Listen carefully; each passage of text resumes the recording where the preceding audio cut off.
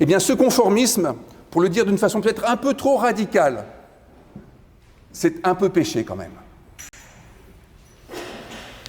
Jésus n'était pas autre chose qu'un non-conformiste.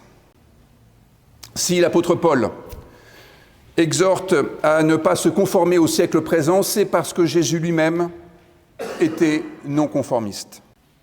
L'archétype du non-conformiste, cet archétype dont nous serions bien inspirés de prendre exemple. Jésus, vous l'aurez remarqué, ne se laissait pas dicter ses convictions par des sondages, mais il ne se laissait pas non plus dicter ses convictions par l'opinion de masse.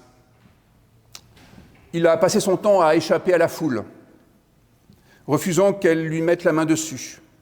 Jésus se retirait, il se mettait à l'écart pour prier, c'est-à-dire pour retrouver un sens de la vie qui n'avait rien à voir avec les majorités, mais tout à voir avec le caractère ultime qu'il trouvait auprès de Dieu.